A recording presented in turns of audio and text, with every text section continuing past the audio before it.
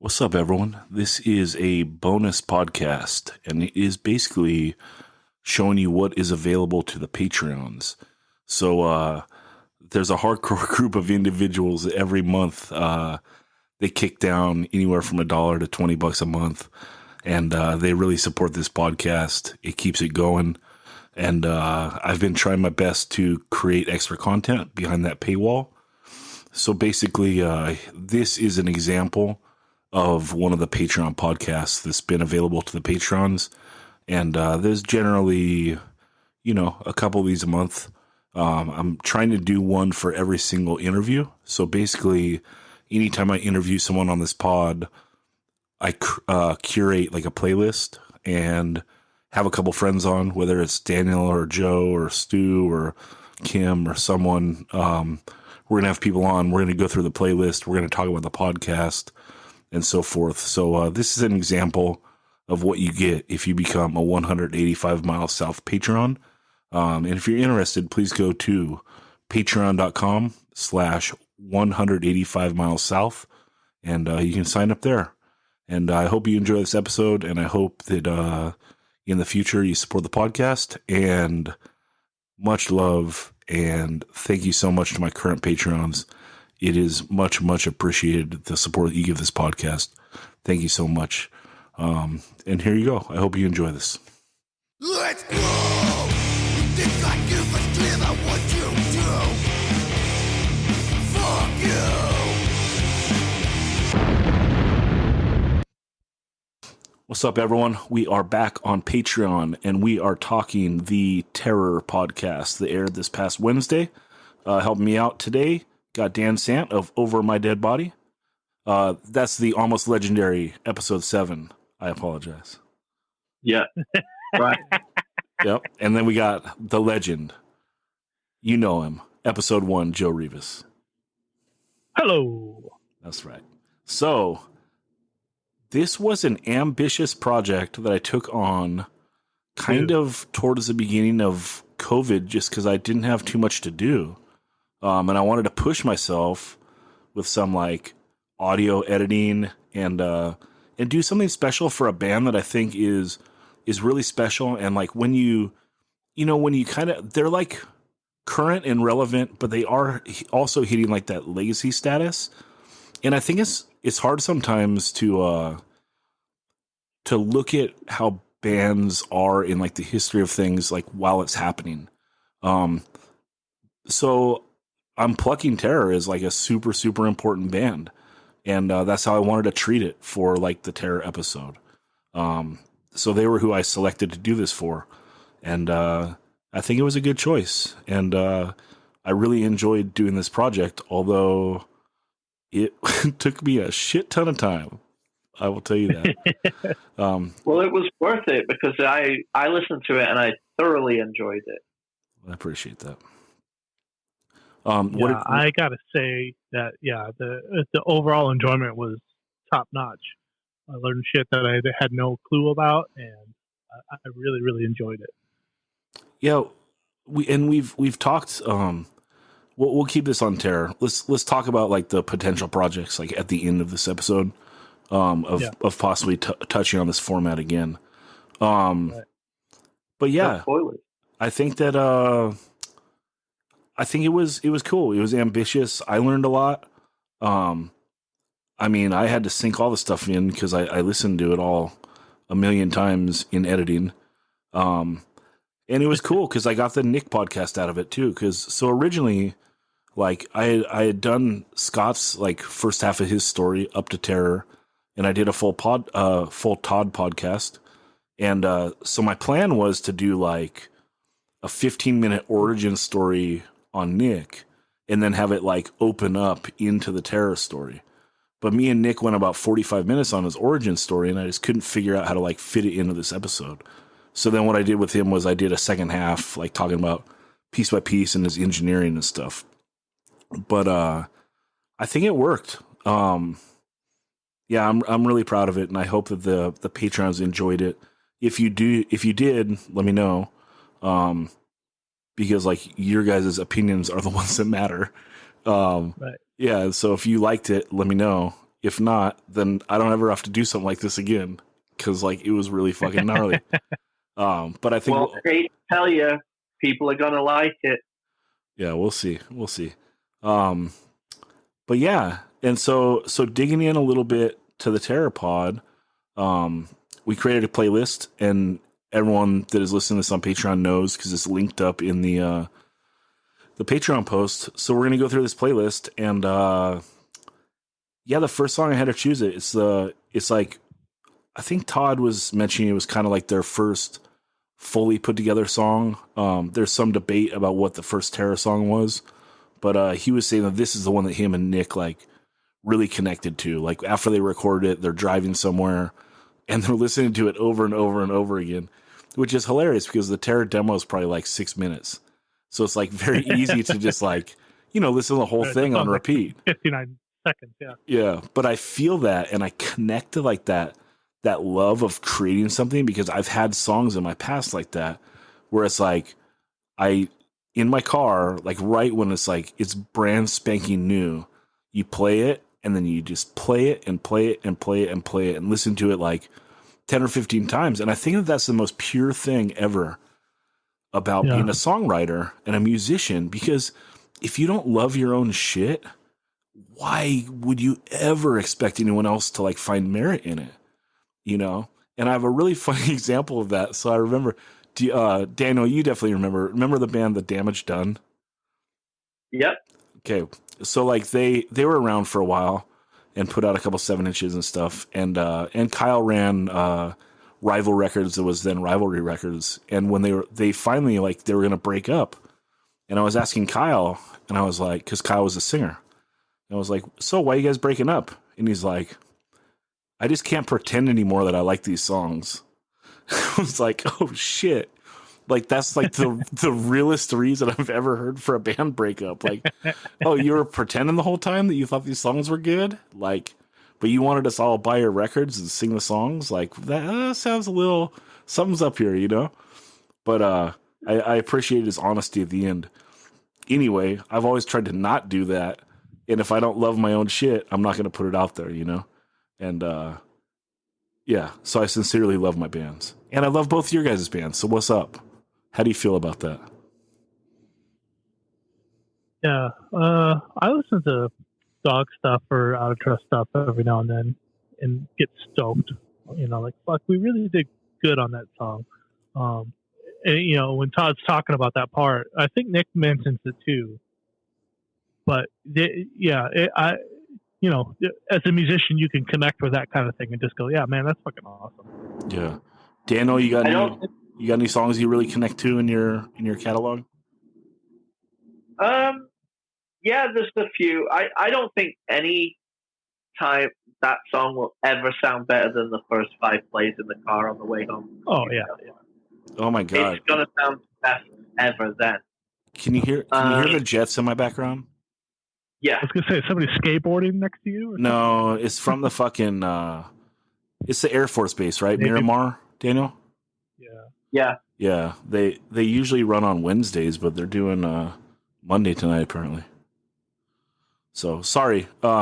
Daniel, first 5 times you listen is the best? I feel that way. The song Broken Backs that we did, I remember playing that song like maybe 15 times. Like, didn't even listen to some of the rest of that recording, like, because I was so psyched on that song. The very first time we recorded it for the Death Threat split, I was so fucking psyched on it. I actually loved our Reagan Youth cover as well, which is less cheesy to listen to because it's someone else's song that you're doing.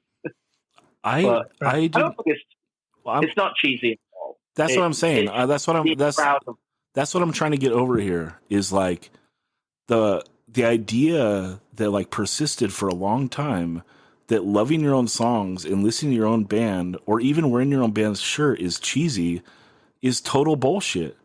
If you don't believe in yourself, why the fuck should I believe in you? And yeah, wear your shirt. It's free advertising. You want people to like your band. You know what I mean? Like I wear my business's shit all the time. Because if I'm in fucking Vaughn's and someone's standing behind me for 5 minutes, I want them to read my company name. You know what I mean? Like, why would I not Right. want to get the free advertising? And so, yeah, like that Get guy. that burned into their brain. Exactly. You know, same thing. Like, he can fucking stare at my shirt and know the Retaliate is the best. You know? So anyway.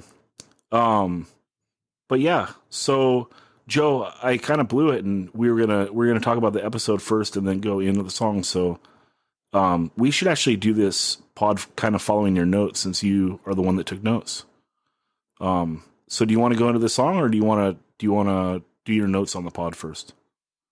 Well, no. My notes are mixed in with the songs, with Okay. each song. Like I just mentioned that bit about Todd saying that he liked it. This song, it was the first one that connected with them. That's in my notes. So Okay. you brought that up yourself too. But it's that's something I heard and I thought that relates directly to the song. So Okay, great. that's all it did. And my other notes just say short and sweet, and hardcore formula. And then I really liked there's a point in the song just before, I guess I'm going to call it a breakdown, although it's not really a breakdown. Towards the end of the song, like that transition where it's just the bass and drums. Yeah. If you know where I'm talking about, that part. Yeah, I was like, "Fuck, They cut out. It's just vocals and drums, and they come in with the bass, and then they go into like a 2-step breakdown part. It's perfect. Yeah, that part is just fucking awesome. Yeah. Well, you know what's funny about that part, and funny about the discussion of where they were talking about, is it going to be Indecision or is it going to be Bridge 9? It's like literally, I don't even think the demos have been really passed around yet, but I got a Terror tattoo of that line, I gave everything, because when I heard that song myself for the first time, it resonated so hard. It's about giving everything for hardcore, like what is not to understand about that when you're especially so immersed in it at the time.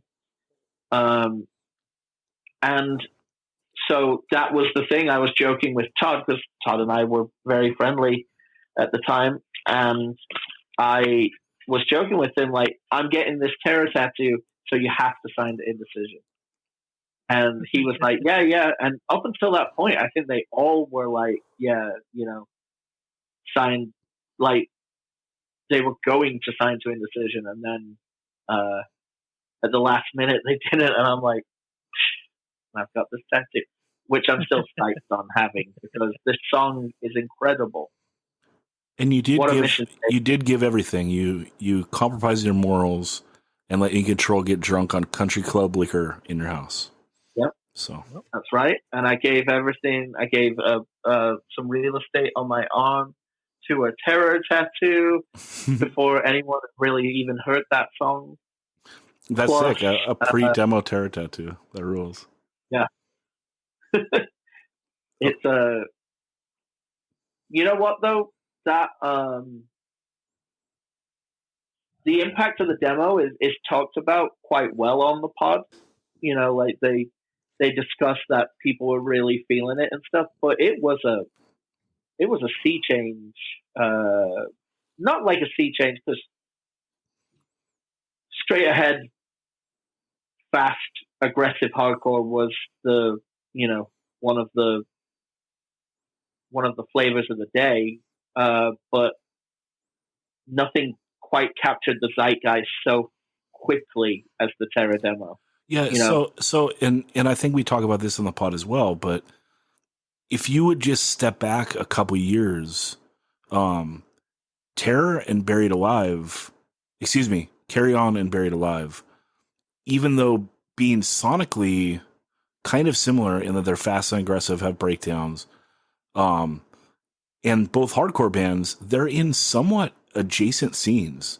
Like that, like the Carry On scene was like different than like the heavier hardcore, or what some people would also call like a tough guy type scene. It was totally different. Yeah. And that's like one of the biggest things about Terror, and also about Death Threat, and especially Death Threat doing the repress, or the first vinyl pressing of Piece of Security on Bridge 9, is it was like a convergence of those scenes. So all these people that only liked, the In My Eyes type bands, it's like, oh, it's okay to like Death Threat, you know?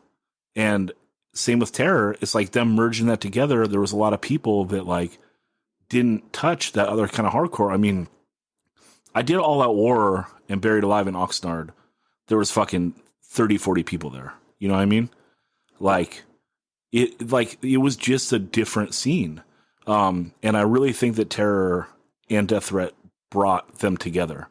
And it's kind of like the start of hardcore as we know it now, where there is like, there's not all these different like sub genres. It's just like hardcore. And it's the bubble is very big when you think about what gets called hardcore now. I will say other factors in bringing those things together is like American Nightmare touring with Every Time I Die and things like that as well, you know? Because, you know, what was funny is like when Todd and mainly Todd was talking about that the scenes were in two separate things. The one thing is Over My Dead Body, by being, you know, Indecision Family at the time, we played both scenes often. You know, we played with Bleeding Through and Throwdown and, you know, and Adamantium. We played Adamantium's last show at the Showcase, you know. So there was some thing, but there also was some A, closed doors and B, closed minds, you know, where it was like, oh, I envision that the door is closed, so I'm not even. Well, I mean, look at Carry On 7-inch labels. Fuck California.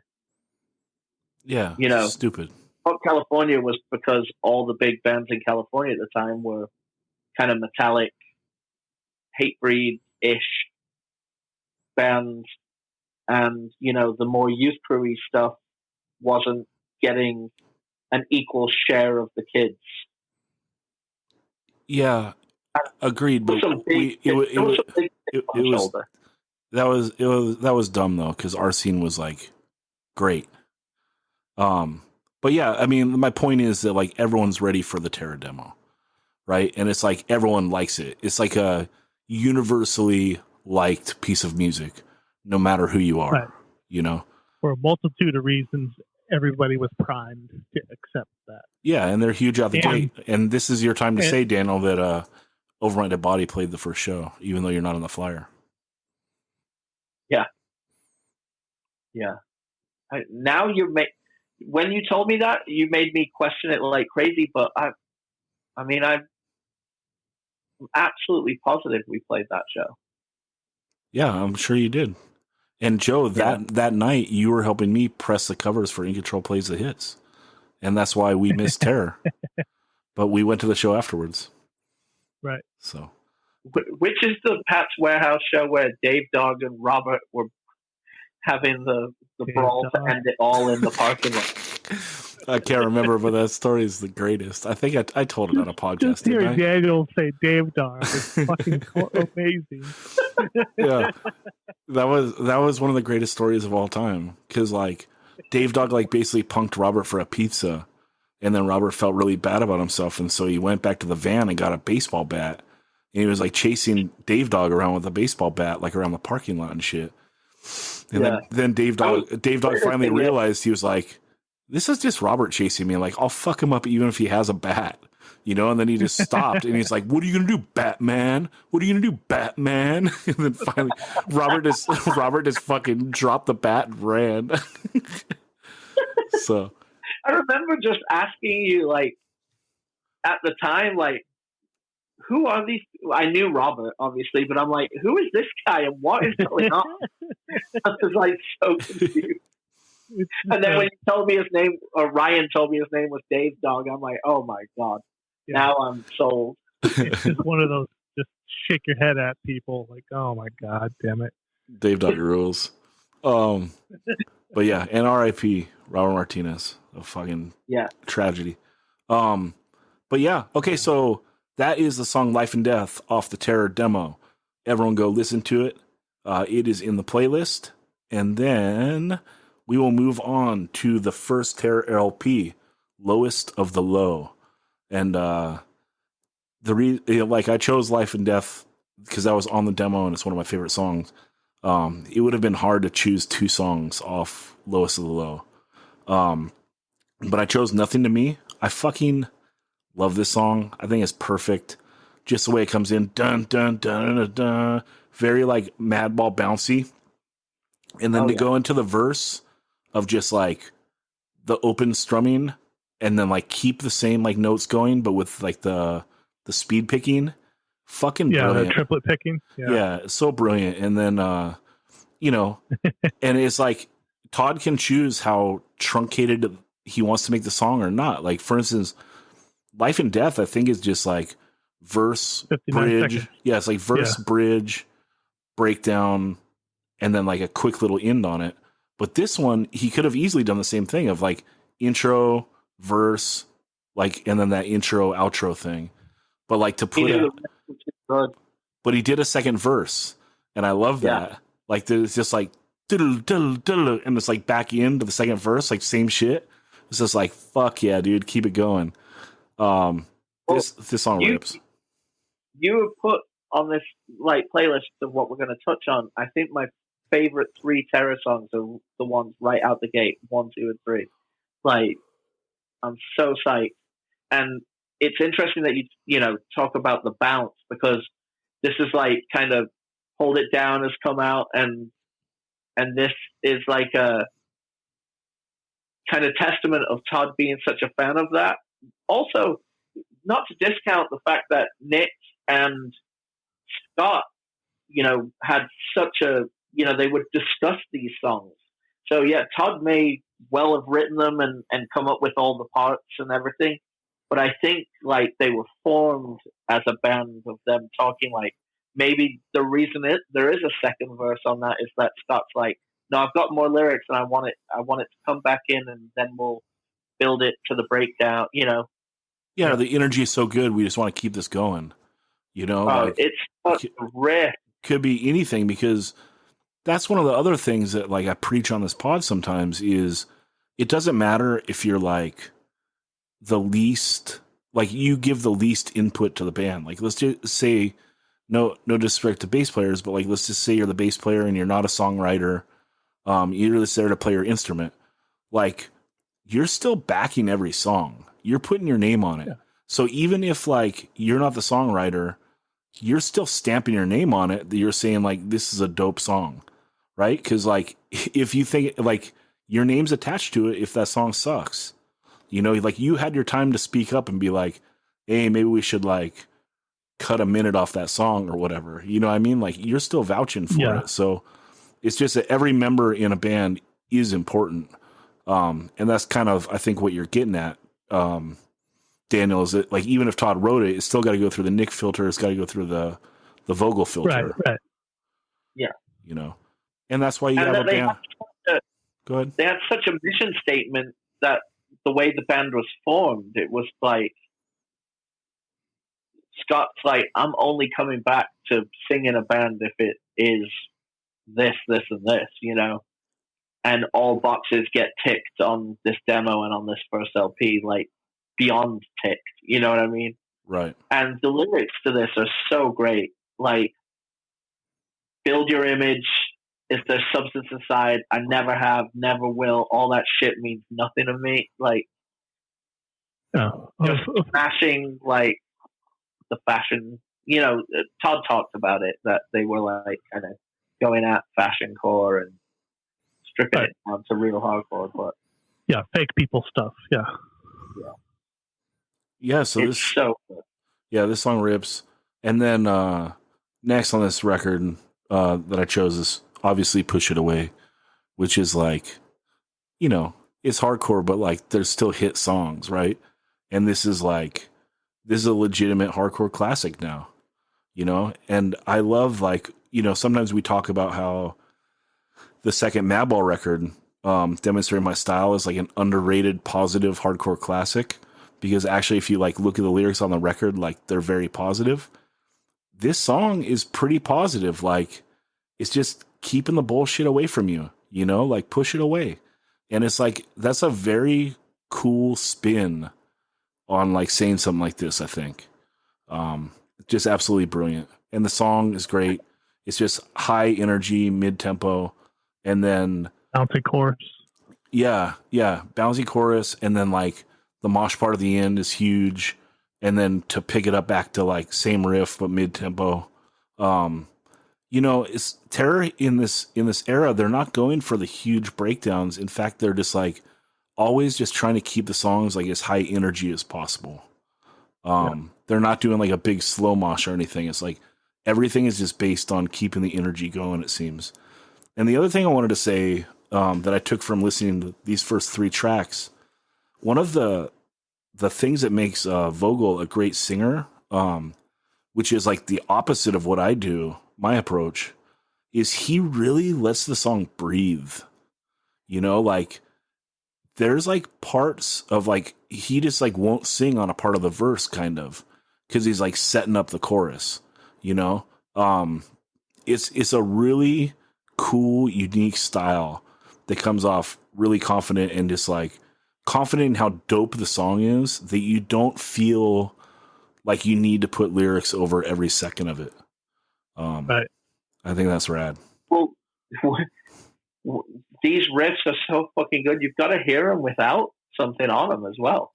Like I am a Todd Jones stan, especially this era of songwriting, like coming out of Carry On into this, like some of the best hardcore song like writing ever, in my opinion. It's so fucking good. And it's interesting that you say you feel the lyrics are positive. I feel like they're extremely negative, except for he's refusing to be in the negative mire, but it's basically saying the whole world is shit. And I am stuck here, but I'm just pushing it all away, which can be, I suppose can be looked at as a positive, but it's just such a bummer that there really is that much shit in the world, Yeah, you just gotta push your way though, dude. So stay the fuck away from me. Okay. I'll give you that part. But yeah, Joe, what do you have on this stuff? I said the bouncy part. I really liked how the guitar, it does the drop out in the riff. One guitar drops out and it kind of does this sort of dun, dun, dun, dun, dun, dun, dun, dun. Yeah, there's a little stereo piece. Yeah, and then the chunks. Those chunks are really cool. I thought that was neat. It's not that the song is super groundbreaking, but it's just done with a freshness that I think was missing from hardcore in general at this time, because everything else had, people were just mimicking everything else, and this is not a mimic. It certainly has the elements of I'm going to say old school hardcore, but you know what I'm trying to say. It certainly has those elements, but it's not just a carbon copy, Yeah, definitely. I think what is so effective is that it is taking something that is bouncy, very Death Threat, very Madball, Hold It Down, but it's also mixing it with the DNA of Carry On and just the blazing speed and the like basically Scott says on the pod, like, we love, all Death Threat, Hatebreed, but we also love the Revelation Records catalog. Or is it Todd that says it? I can't remember. But they talk about, wow, these are all our influences, and I think Terror fuses it, especially early Terror fuses it in such a way that it's just undeniable. Yeah, because it's catchy. It's so catchy as well. Yeah, and so much hype coming off the demo, and then just totally delivering on this record. And Mars recording. Yeah, from Mars in Cleveland. Yeah, this is just a universally loved record. I've never in my life heard anyone say anything bad about this record, which is a testament in hardcore when people fucking nitpick everything, right? Yeah, I've never heard somebody somewhere talking shit, but whatever. They don't matter. I've never heard anyone say anything bad about it. If you listen to Lowest of Low, like from start to finish, you're like, oh, I'm a believer. Yeah. Regardless of like if Bell and Sebastian's your favorite band or if Slayer is, like you're fucking with it. Yeah. American hardcore classic, dude. So let us go on to the next record. One with the Underdogs. And I talked a lot on this about like, so just worried about like the follow up, because we talk about Lowest of the Low being like universally loved. There is such an expectation for the next record. Plus they're dealing with the idea of Todd leaving, although Todd is going to write this whole record. So that's just, I can't imagine that dynamic in a band. Having like the main songwriter leave, but he's going to do one more record. That's just got to be so fucking wild. At the time, if you listen to the pod, like, it wasn't going to be just one more record. He was going to write with them all the time, but the tensions kind of crept in to where it became, this is the last record I'm writing. Yeah. Right. Yeah. I mean, yeah, it's what a crazy, crazy dynamic. So the songs I chose off this are One with the Underdogs and Spit My Rage. And, again, like these actually, I spoke on it too early. These are two songs where like Scott really lets the song breathe, and I love them. I think these two songs stand up to the first record. Yeah, Joe, what do you have on these songs? Yeah. So, they talked about how disappointed in the overall recording they were with this record, and I can understand where they're coming at from that. Because it doesn't sound like you hear those first two songs that you selected from the first record, and even the demo, and then you hear the songs from the next two, and it definitely sounds different than those. The music is the same, but the production just sounds a little bit empty. So I get what they're saying. But that doesn't change the fact that these songs are fucking great. They're great songs. It just doesn't sound as open or punchy. I think Scott said something about punchy, and I get what he's getting at there. But the songs are fantastic. Yeah, the breakdown of Spit My Rage. I mean, get out of here. Dude, the speed. There's that Todd speed picking, but dropping it to a different tempo, very like Raining Blood-esque. Right. Yeah. Well, that was my note on that song, because I can hear Slayer in this, but done at a different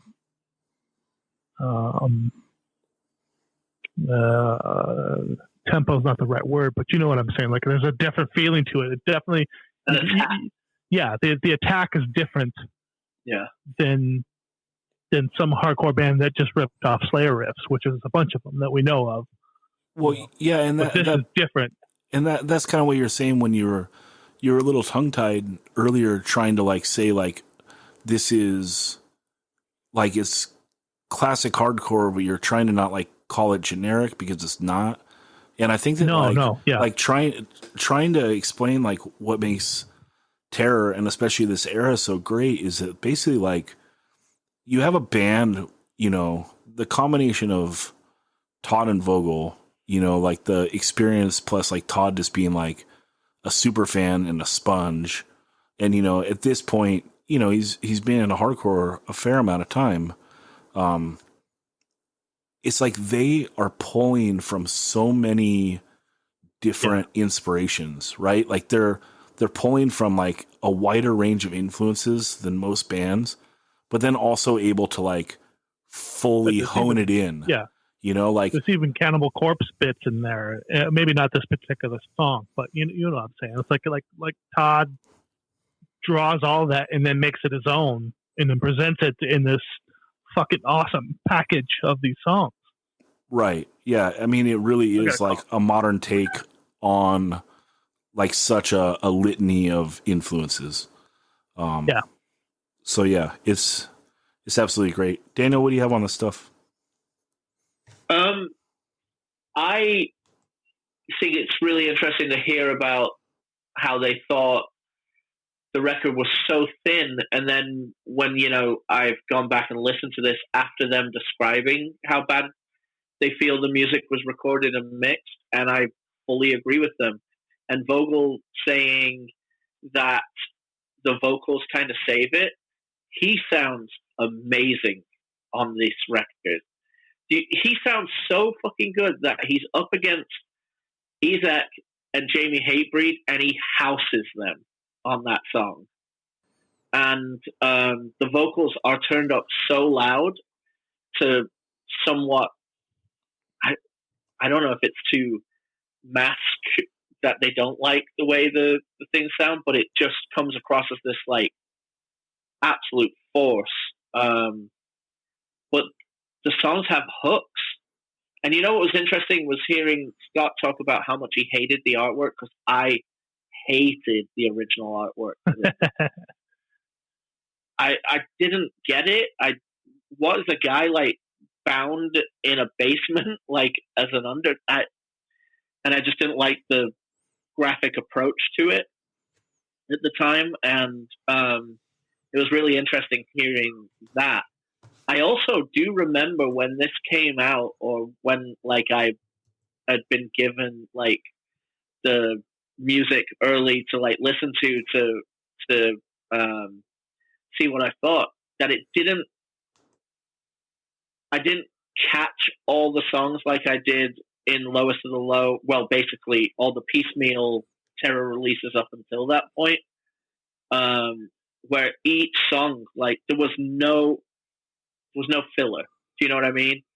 Whereas on this record, there were some songs that I just didn't grab right away, almost, for lack of a better term, skippable at the time.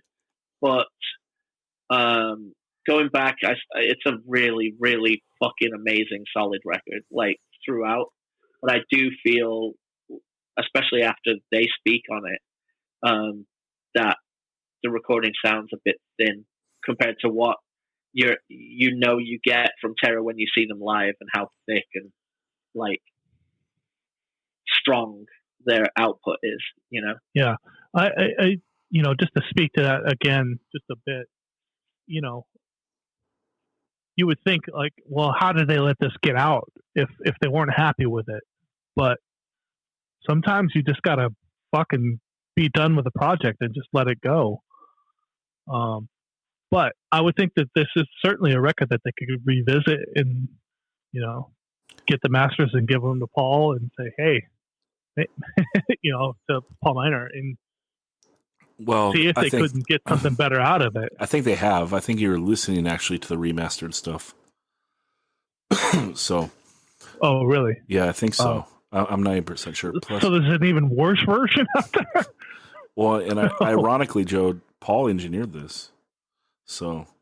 Yeah, but what's engineered, but then they took it to some guy who had a computer. Right. They had somebody else do stuff to it and didn't. No, I know. Didn't that's just like leave it in his capable hands. Right. That's why it's kind of weird. Is like he actually was involved in the project, but he wasn't able to like see it all the way through.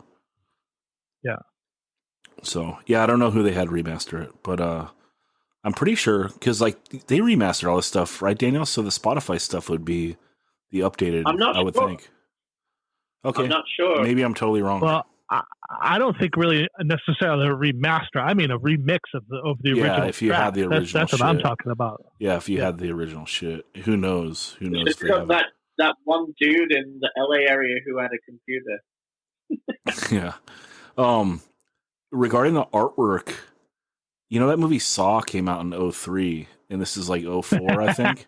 Do you think that it's a little bit of Saw vibes?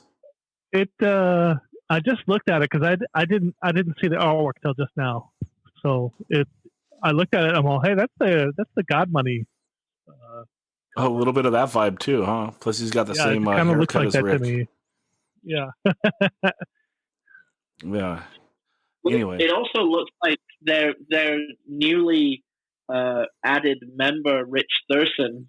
Rich Thurston is tied up in this because it kind of looks like him a bit.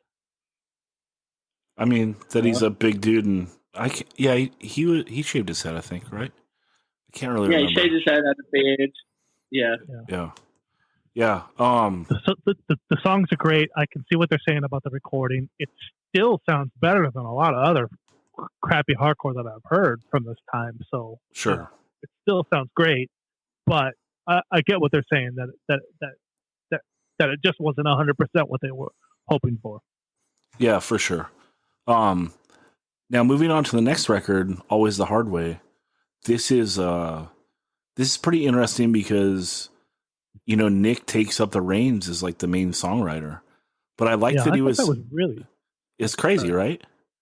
Yeah. Especially as a drummer, but I like that he was talking about like kind of being a student of the Todd Jones game, and he was like, I would see that like Todd kind of when he's here with his hand, like he goes here or here, but then if I'm here, I go here or here, like that was pretty interesting that he was like just kind of studying like the real rudimentary stuff of like stuff that came off good, and just being a student of the game and then being able to pull off like this record's really fucking good. To do this is like, I'm just going to take a stab at songwriting. Like that's kind of amazing. And I don't know, I guess I should have asked in the interview, like how much he split like the piece by piece songwriting with, Corey. So like, I'm assuming he did a little bit of songwriting with piece by piece, but this is crazy to have to like get tossed into writing like the third Terror LP. Like that's so fucking wild. And the fact that he like knocked it out of the park is completely amazing. Well, it seemed like he didn't need talking into it. He just said, I need to do this. Well, yeah, he had to do it, right? For the survival of the band. Right. But then if you think about it like that too, is like, that's even like more pressure, it's just totally insane. And there's songs off this record that are, full on Terror classics that they still play. I chose a couple songs that I liked the most, but I didn't include the song Always the Hard Way, which is like always still like in their they always play that still. It's like a full on Terror hit. It's the best. Yeah, it's so good. But what I wanted to use here was Strike You Down, because I think it has one of the greatest fucking breakdowns in the history of all hardcore. And it's like almost a teaser breakdown too, because like it is so short. But like that attack on the beginning, like or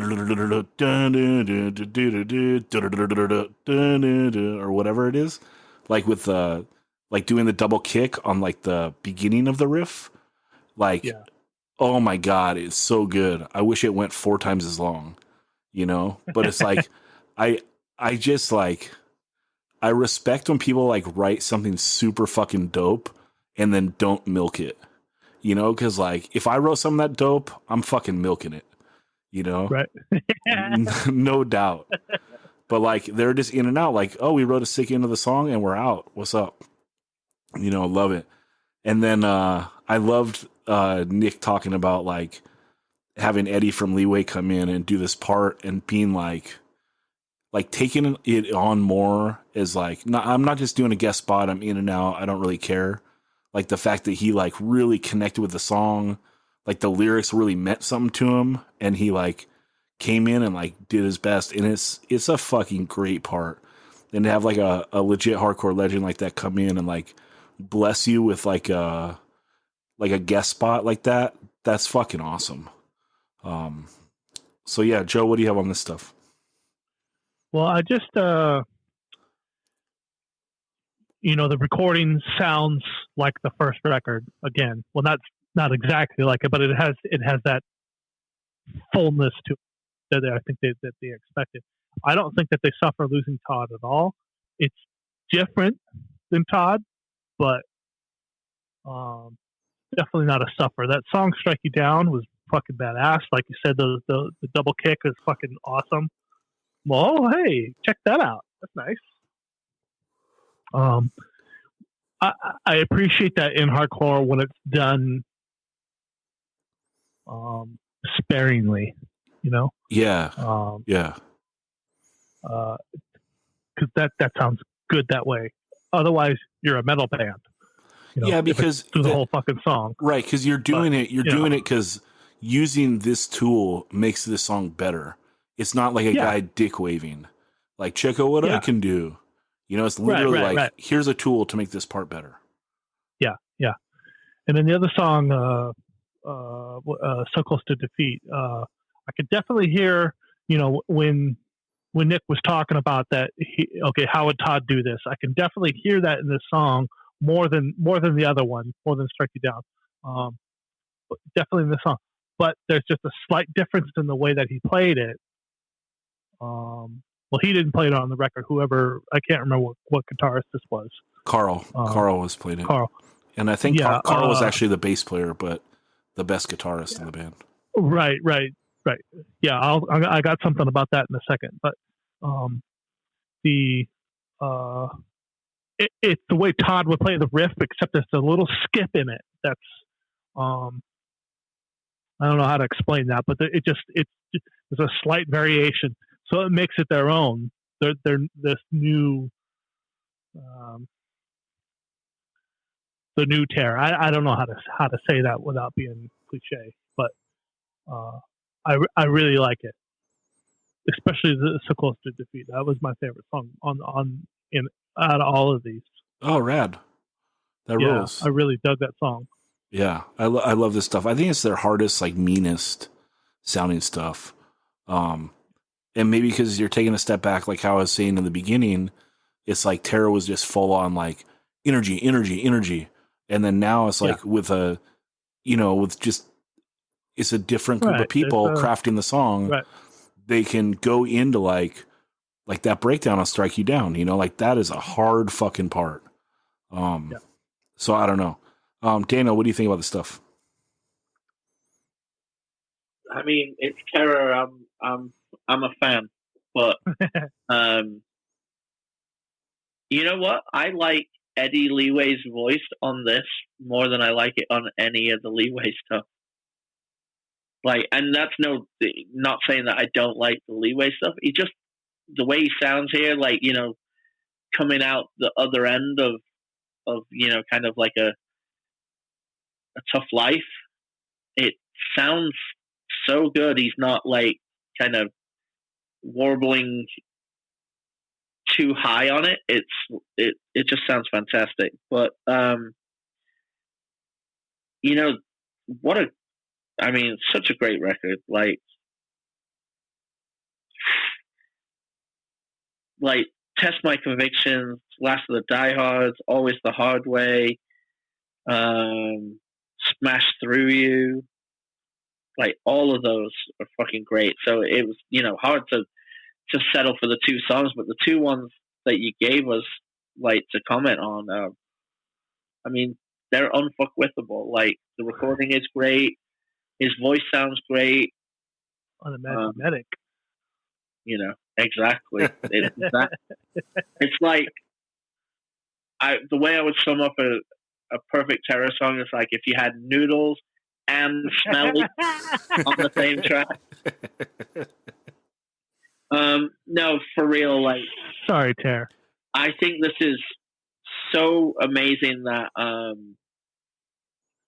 you know, Nick picked up the reins and just went for it. That boggles my fucking mind.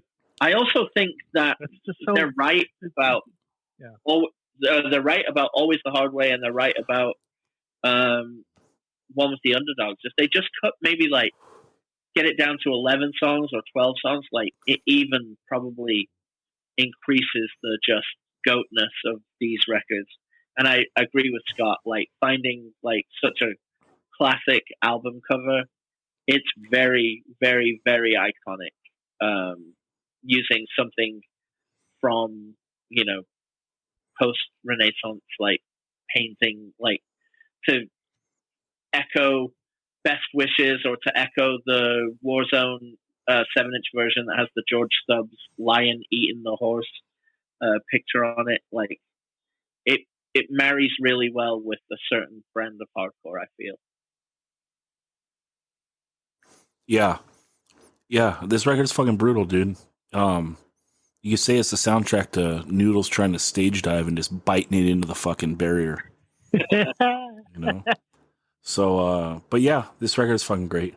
Let's go on to their fourth record, which is really like, if you're hardcore and you're doing like this is hardcore with no melody, like at least no vocal melody, right? And so to do a fourth LP, like you're really stepping into like royalty territory at this point, you know? And to think that this is only like, we're only going to do half their catalog on this show, and I only did half the catalog on the first pod, like it just goes to show how special this band is, and how awesome. And another thing that I love about this story is in the 2000s, recording technology is evolving.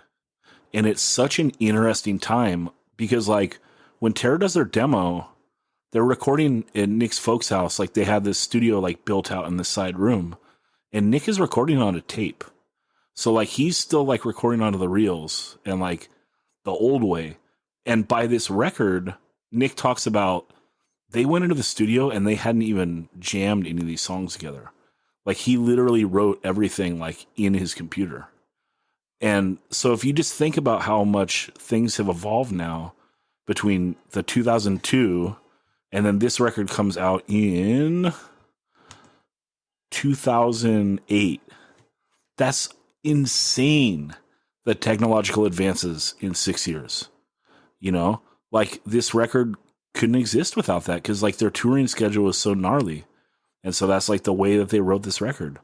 I think it's really interesting. And you know, I know that this is a Patreon pod, so everyone's listened to most of the episodes, but if you listen to the podcast that I did with Roger, so like his podcast, and then I believe on the Retaliate podcast, we talk a lot about like the evolution of like recording technology. And he's a great guy that breaks it down really well, just like Nick did. But yeah, this is really cool. They talk about this being like kind of a lower part for Terror or a lower time. But this song Betrayer is like, I think one of their best songs, but they are like, they're punching some boundaries now. Like, you know, like the breakdown part, like they go to like an acoustic part that's like kind of like a little emotional. And then when like the guitar comes back in with the palm muting, that part is so fucking heavy. The only thing I almost wish that they milked the like the acoustic part like a little longer. But then again, like we're saying, the greatness of Terror is that they don't milk shit. They're fucking in and out. Like write a classic part and we're moving on. You know, so that's that. And then the Let Me Sink, I think that song is really cool. Again, Scott is one of the best vocalists of all time. And so anytime you get to hear someone like do a cappella type stuff, it's pretty interesting to like isolate it and to get to hear it in its rawest. I won't say this is a comparison. And I won't even say that I'm a huge fan of Van Halen, but I do sometimes listen to, I'll go and listen to that David Lee Roth doing Panama, a cappella, just cause like, I think it's so interesting, like the things you can learn, because like, you know, his voice sounds raging on the recording, but then when you listen to it a cappella, it's like, fuck, he's so like honed into this like little box, and he's only like, he's really honing his voice in, and then he's just like sprinkling you with these like little flashes of tools and brilliance that he has. And so I love that. That's the David Lee Roth shit. But like Vogel hearing him like a cappella, it's like, it's just kind of cool to like really hear that like his voice is an instrument in this band. I mean, he is one of the reasons, obviously, why this band is so great. And so I like hearing it that way. And that's why I chose these two songs. Joe, what do you have on this stuff? Well, you said a lot of stuff I was going to say. I had a bunch of that stuff in here. I love when people agree with me, so it's all good. Yeah. Betrayer has a great breakdown. Let Me Sink. I really like the dropouts during the chorus, and then the big dropout during the transition to the bridge is fucking super cool. The songs are they're a good pace, they're a good length. The lyrics for "Let Me Sing," I think those are my favorite lyrics out of these songs here. Although "Spit My Rage" is probably it's a toss up between those two. But 217 and 233. I was looking at the times really quick. The length of each song. So it's a great hardcore song length. I don't know. And you're right that his voice is it's always great. Like there's no dropout. The one thing that bugs me, and it's not as noticeable on the first records, but it's noticeable on these ones. And he I think they all kind of mentioned it, that one person will end up playing all the instruments, all the stringed instruments, in the studio, and it sounds like it. And that bugs me. God, I just don't have the ear for that. Yeah. Because everything is super, super, super, super precise. Gotcha. And I know that's a thing in hardcore, and that's okay. But I appreciate the, I come from a sloppy punk rock background, so I appreciate that in the music as well. So I like to hear that sometimes in the songs as well, where the bass player and the guitarist don't sound exactly the same. I mean, they're playing the same notes, but they're just not playing at the same chop. You know what I'm trying to say? Well, absolutely. It's a hard line to walk between precision and personality. Yeah. Yeah. And that's really what everyone's trying to find is that perfect, and it's not, that perfect balance. This isn't talking shit about the way they do that. That's totally fine. It's something that I noticed. So I think you have one of that's that episode 1 ear right there. Holy shit. That's insane. I never thought about that. But I listened to these songs 300 times over the past couple weeks. Yeah. Preparing for this. So Terra Superfan, episode 1. I'm I might be becoming that. Dude, they're so good. That's like the whole fucking point of this thing is like, it's like, okay, it's like you got to die for people to say nice things about you, right? Like, it's like, whoa, why can't we tell our friends when they're alive the shit we say when they fucking die? You know? And why can't we appreciate bands that are still around and still kicking ass that they're fucking great now? I did a band like Inga Troll, like more people liked us when we broke up, and it's like, well, if all you guys liked us back then, we probably wouldn't have broken up, So, I mean, that's kind of the point is like, wow, you have this awesome band like Terra going and still like, I mean, their last 2 albums that they put out are 2 of my favorite records. Like they have not fallen off. And if you go see Terra live, I mean, we'll get to that for the next pod. Yeah, I mean, they're fucking insane. Like, still, they're schooling everyone. So, like, I just think it's like, let's appreciate some of the things that are going now and support them and push them and say that, like, greatness isn't always like what happened before. And, what's brand new and hot isn't always like the greatest thing. Sometimes, things that are around right now have tons of merit, and I just think that like, they've been a band for fucking 18 years now. Like, and to be as awesome as they are today is fucking insane. And we should just be really appreciative that they're still around and still like totally relevant and still putting out amazing music. So yeah. Daniel, what do you got on this stuff?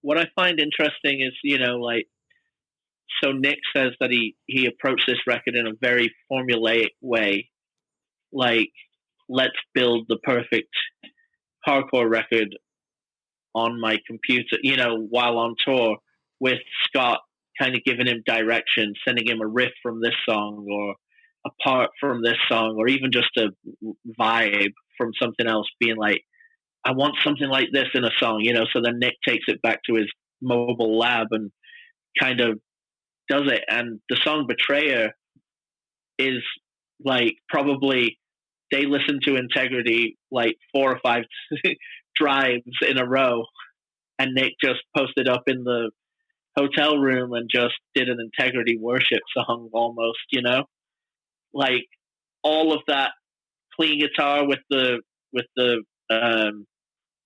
kind of, for lack of a better term, solo and stuff.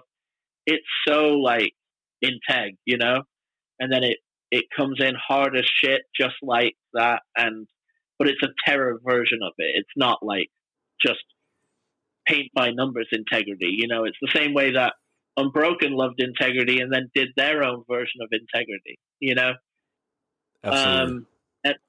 And then the other song, like the lyrics to it, like touching on what was said in the podcast of basically perhaps the partying going too far and starting to affect outside life a little bit. This song kind of just sums it up. Like, I think, and I'm not gonna say whether I know things or don't or anything like that, but if you read these lyrics, you can think that Scott potentially had a relationship crumble by being on the road and kind of just partying his brains out, aka just being wasted. Do you know what I mean? Like, this is like almost a letter of admission of, Yeah, I'm fucking up and I need to turn it around. The thing is, though, it ends positive, don't feel though. sorry for. Yeah, that's how it starts, though, but then it ends positive, and that's what I like about it, is like, Yeah, it's a full cycle. it has a line. It has a line at the end that says, "I won't allow myself to be beat." But up until that point, it's like, I'm fucking up. Don't ask me if I'm okay, because I'm not.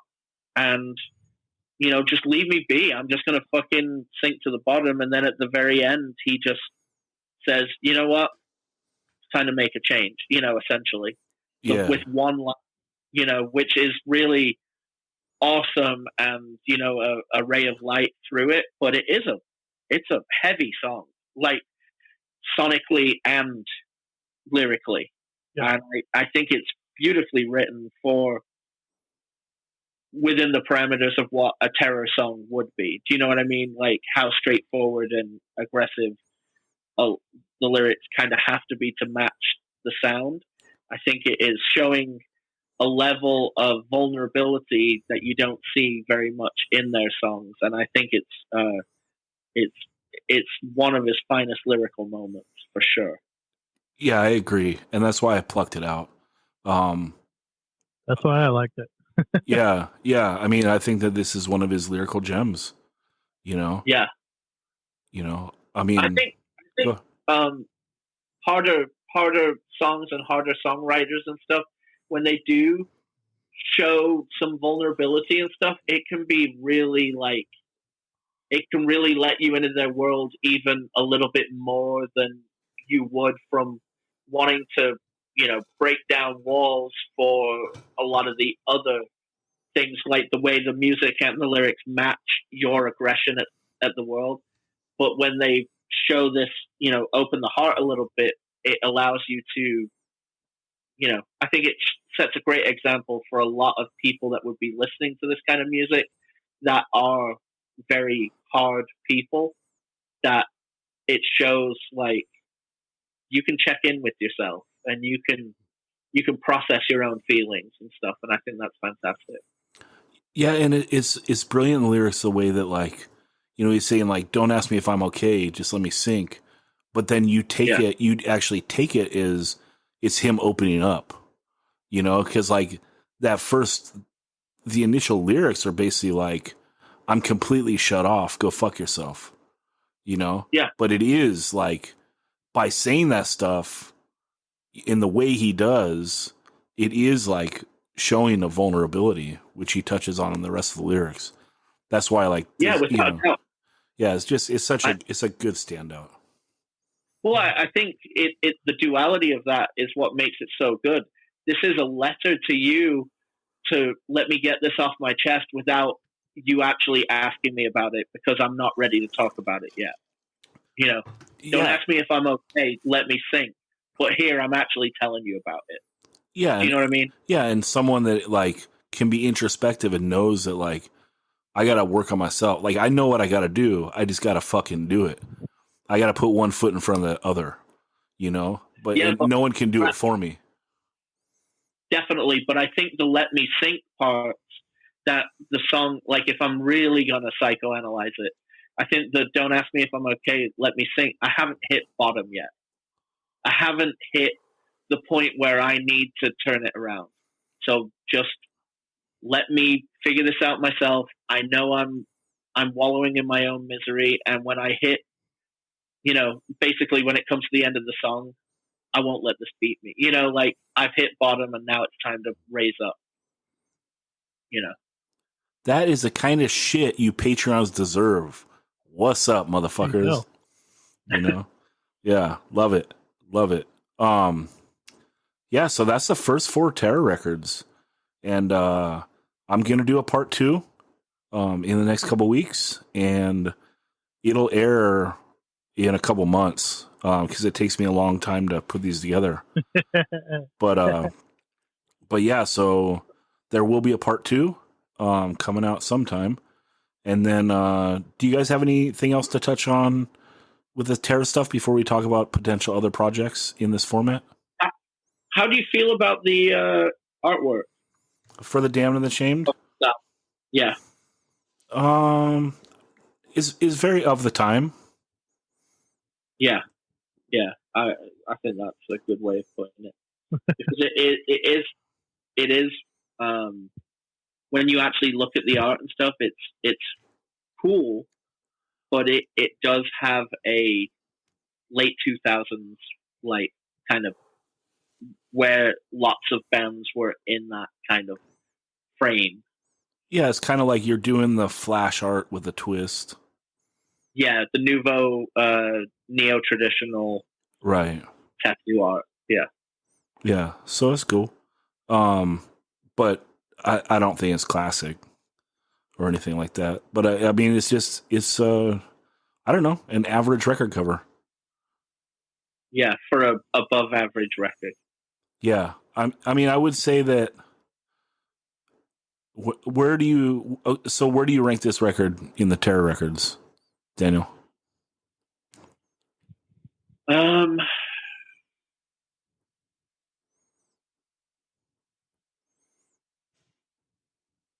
Maybe 5. Okay. Maybe 6. 5 or 6. Yeah. So for me, this is number 7. So okay. Yeah. And I still like it, and that's the testament to Terror, right? It's like if this is in my opinion, if this is your 7th best record, and I really like it, like, well, you're doing something right. You know? Yeah, I think I need to spend more time with Live by the Code and more time with the 25th Hour.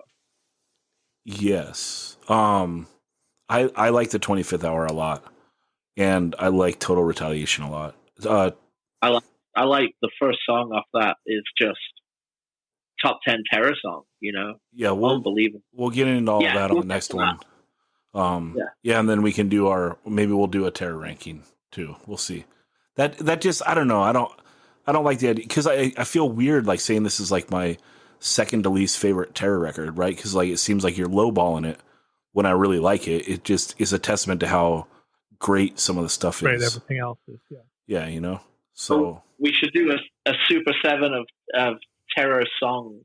We all have to put together our Terror mix. Maybe we should. Maybe we will. So yeah. Okay, so that'll wrap up the Terror part. So we're talking about possibly doing first off a project that you'll be involved with, Daniel, which is doing this format for a deep dive into the making of Life Lever Garrett, correct? Yeah, that would be amazing. So, and I think everyone's on board, everyone from Unbroken. And yeah, we'll figure out how we're going to do it. But that'll be a project that we will take on only if you Patreons write me and say you want to hear it. Otherwise, I don't want to do it.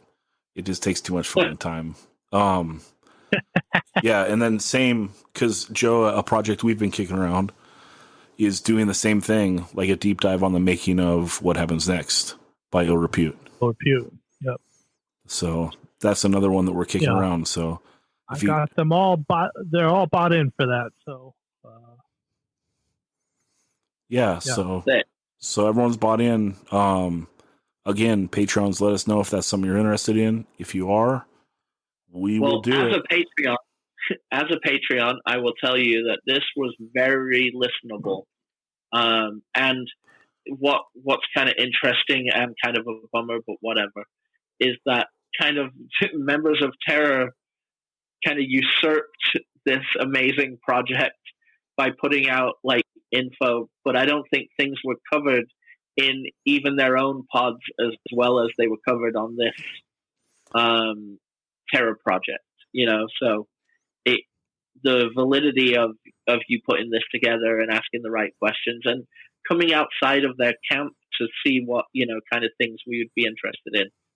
You know, there were some really fascinating things we learned in this, like how Frank left the band and how that sent Scott spiraling and like basically fuck everyone and everything. You know where that lyric is coming from. Jesus. Even though it was written before it, but you know what I mean. Right. Yeah. Yeah, he probably put on his headphones and listened to that song 15 times in a row, huh? Yeah. Just because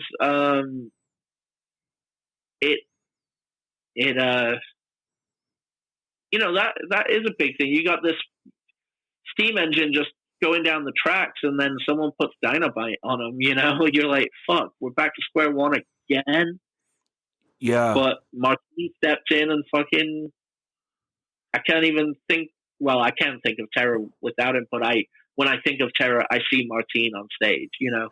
Yeah, I mean, what a powerhouse to have in the band, you know, and he's had the longevity of starting, I think right before this, The Damned and the Shamed, and then being in ever since. And like, again, it's like you're saying, Daniel, obviously we've seen Terror without him, but I mean, the dude, his backup vocals on stage, like how Scott says, like, he's so fucking tight, never fucks up. Like, I mean, what a fucking MVP, you know what I mean? And so I can understand the concern of losing, you know, obviously a dude like Frank, who's like, you know, coming from Ringworm and then doing Terror and then going on to Hatebreed. But, you know, to get Martin is ill. And I liked him, you know, not wanting to approach the situation the same way and going and talking to Martin's brother in Donnybrook, you know, and saying, you know, I don't want to do the same thing to you. Are you okay with this?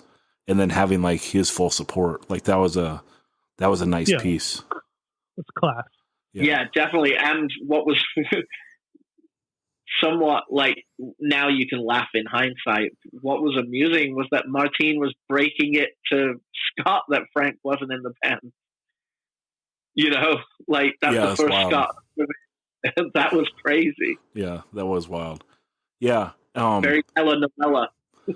Yeah, and what they've been putting together is really cool. Like they hang out in the garage and shooting the shit and talking lots of details. I love it. But this is an outside perspective, and you know, one thing that you won't get from this pod maybe that I was trying to do is just I fucked up a lot because it was the first time I approached something this way. Is like my initial like goal was to not be on this pod at all. Like, so hopefully on the second Terror, I guess you'll find out if I succeed or not, because on the second Terror pod, and then if we do the Life Lever Regret or the What Happens Next, you should not hear my voice at all if I do a good job. So like basically anytime that you hear me talk on these pods means I fucked up and didn't like set up the question properly. that they were answering in a way that I couldn't tell the story without inserting myself. So that was like the one huge mistake that I realized like after doing this, that I had done. But live and learn. So what can you do? I thought it very listenable and very had me hooked. Like as a Terror fan and as a fan of documentaries in general, you know, I would find this interesting if I didn't really know that much about the band anyway. Well, I appreciate that, and hopefully episode 1 enjoyed it as well. I did. I really did.